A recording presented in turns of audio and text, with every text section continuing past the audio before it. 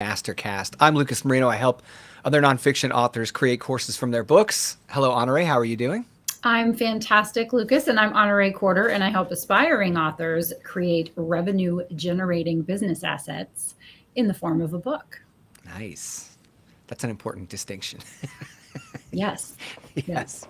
So we're getting ready to kick off a whole series of these podcasts are going to be kind of like a series on the fundamentals and the foundation of writing a nonfiction book, like simplifying the craziness. There's just so much out there. And you've had a lot of conversations recently with clients, co-authors, other people in your circle. And you were sharing some of those feelings and kind of topics with me that people were interested in learning more about.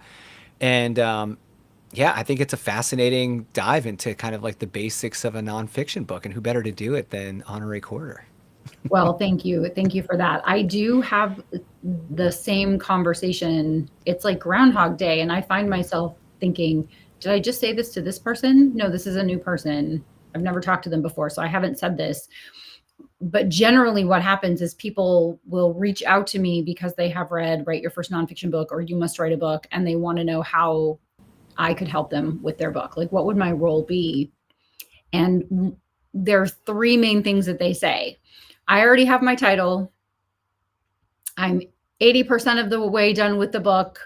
And all I need is, right? And then insert something that they think is very simple that isn't very simple. And so I thought doing a series about these fundamental things to think about, whether someone can afford anything more than a book or not, would be just a helpful resource and to help people to have an understanding of the process. Now, of course, in these videos, it's really hard to drill down on someone's title and subtitle and their back cover copy and what the book cover should look like and what the interior of the book should look like and what the contents of the book should contain. But we're going to kind of wrap some arms around this process for people so that it can eliminate some confusion, because in addition to what I hear from aspiring authors, I also see a lot of other folks in the field, right, in publishing in general, putting out some information that I know personally is ineffective. And so I don't live in the world of good, bad, right, or wrong. It's not a judgment. It's just they don't have as much experience or as many years, as many revolutions as I have. And so they're giving out sometimes theoretical advice, hypothetical advice, what happened to them in the 1, 2, or 3 times that they've published a book, but they don't really have, the number of times at bat. Right. And so what I really want to do is to help people to fail to make easily avoidable mistakes. If they would slow down, if they would have some forethought, if they would get some guidance, if they would get some information that was available to them. So that's really what we're going to do over the next, 7 to 10 years. Sounds good. Just kidding, everyone. It won't be that long, but we're going to have a combination of podcasts. So you'll want to listen to the Empire Builders podcast wherever you stream your podcast, because there will be some podcast specific mini episodes just targeting one little piece of information. And then, of course, we're going to have our live broadcasts every Thursday, 10 a.m. Central, 11 Eastern, where we're diving deeper into a topic. So you'll want to make sure that if you're on the publishing path and you have questions, that you're getting your own really good education about your book so that your book can make the income and impact that you really want it to make. Right. I mean, there's so much that we kind of take for granted in the process that it's critical stuff, but people tend to not understand the levity or the weight of that decision. Like you said, titling. That was one of the things I struggled with the most. Like, I wasn't convinced I had good or bad titles. I just knew that I wasn't the person who should be titling my books, because how many books have I titled, right? It was like one of those questions. And when you and I sat down to talk about the book series, the nonfiction book series I wanted to write on courses, it was so natural for you to kind of walk through this logical process with me and say, hey, this is what we're going to do. And then the same thing happened with looking at like the difference in publishing a nonfiction piece for a certain audience. Yeah. You know, what does that book really need to do? How can I make that book do the job, like you've said so many times on these shows, do the job that I want it to do for my business? And so having that conversation with someone like you, who clearly had done this at a high level and a number of times, was so helpful to me. And for those that are listening that might be confident in what you've built, this isn't to say that you aren't doing a good job at what you've done. It's just that sometimes there could be a better way. And other times the thing you've done is great. And it's good to hear that from somebody who can objectively look at it and say, actually, you're on the right path. Like, so Correct. there's a whole lot of learning in all of that when you're doing your first nonfiction book. And it was such a blessing to have you in my corner when I did mine. Oh, well, thank you for that. And everything I am sharing has either come because I got really lucky the first time I did it, right? Or not. And I learned and paid the tax, right? I paid the stupid tax or the uneducated tax. You're welcome. Thanks for paying taxes for me. You're welcome. I do what I can. So, right. Nothing is free. Someone's paying for it. Right. So, so in the case of publishing, I've made, I think, every mistake possible. And so I have a lot of learning to share. And so there, of course, we would be remiss if we didn't say we have books and courses that cover this stuff in depth. So if you're in more of a hurry, if you don't have 7 to 10 years for us to cover everything, we do have books and courses that dive into, and also consulting. You and I both do consulting and bespoke projects for people, books and courses. That is also available for the purposes of this discussion. If you have some money to invest in your book or your course, there are books and courses that are available to you that can answer these questions much more quickly than we'll be able to do it in 10 minutes at a time or an hour at a time. Right. I mean, that was my strategy for getting to a published nonfiction book that was done properly, was to join your course, was to join the publishing PhD course and figure out what this really looked like. First of all, I didn't feel like I didn't have enough visibility of a project of that type to accurately predict the scope or define the requirements or any of the things that my nerd engineer was saying to me. My nerd engineering brain was like, you need to know what the requirements are. And I didn't really understand what they would be until I got smart on that. My way of getting smart on that was to take your course. And then once I took your course, I was, okay, now I understand where some of the gray is in my own capabilities. And now I can seek more knowledge in those areas. Yeah, I like a point you made in the beginning about people sharing that maybe haven't done it as well as they should before they share, or haven't done it enough to be sharing, or they speak in platitudes. And I think you find a whole lot of that. Well, I know you find a whole lot of that in the influencer industry.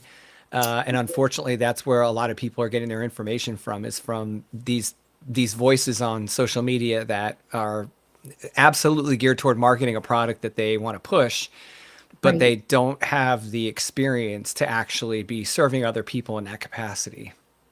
Right. And what's interesting is it took me a long time and a lot of books. So as of this recording, I've published 66 of my own books, and I've tried things that I heard other people say, thinking, well, maybe they just have stumbled upon something like I stumbled upon something, and I would try it or research it and realize not only was it not good advice, it was actually bad advice. I was in the audience at a conference probably 6 years ago, and there was a book publishing expert on stage, and I was sitting in the back of the room at a round table with 10 people.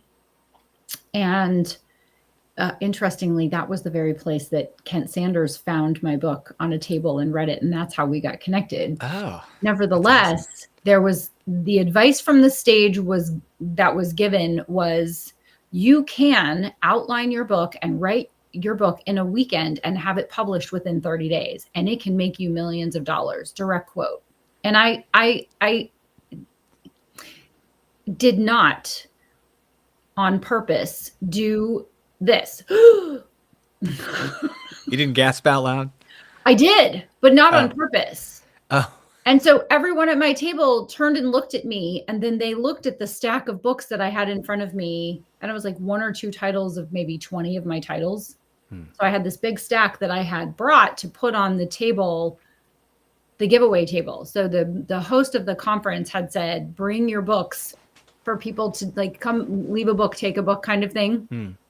And so I had just brought a whole bag of just different titles and had left them on the table to be taken.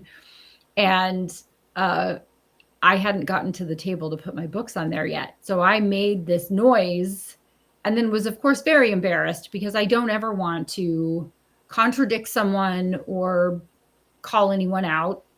I may do that privately, you know me, but publicly, I don't do that because I don't think that that's necessarily the right thing to do. Sure.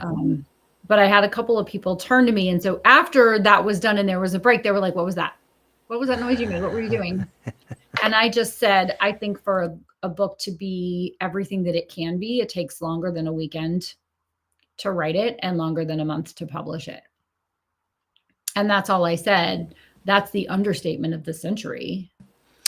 Yeah, I don't think I could publish anything faster than a month and feel like anyone should pick it up and read it and not have my, not feel nervous about my name being on it. And I've done that. I've done it. I did it this year.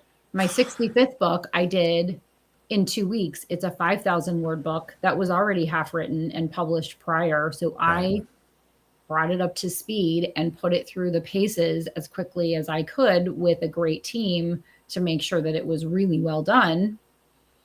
That is Honoré Quarter's mini ebook of goal achievement in case anyone's interested, but it's 99 cents. It's, a very small investment, and it was for proof of concept for my own personal gain. It certainly isn't the only leg I stand on. I would not do that if it were the only book. If it were my first book or one of my first 10 books, I wouldn't do that. I did it for a reason because I'm able to do something very fast with skill. It's not something I recommend someone do, no matter how smart you are. Right. There are just gaps. I wouldn't go, I'm just going to watch some YouTube videos and build a car from scratch. How hard can it be? I mean, it's how many trips is it to AutoZone, right? You can basically build your own car if you just shop enough times at AutoZone with some YouTube videos. And yet I feel like that's a very poor idea. So anyway, in the series, we're just going to walk you through step by step the different aspects of crafting and writing and publishing a book. And we're probably going to get a little into pre-launch and launch, marketing and monetization. Again, over the next 7 to 10 years, I'm being funny, obviously, but it will take a lot of time to go through each of the aspects of the book process, one step at a time. But we hope that you are excited about the series, because we are, and we hope that you will subscribe to the show and stay in the know so you get notifications and you can like it and love it and share it, and then tell us you're listening.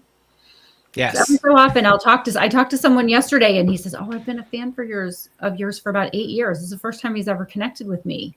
He's like, "But I've read everything. I've listened to everything. And then I was going to try to do it myself. And I thought, I'm just going to call her." And he's like, you're exactly who I thought. I'm exactly who you think. So yeah, this is just us. This is just us. We're just us. I just had my 2 boiled eggs and my 22 almonds for breakfast, as I do every day.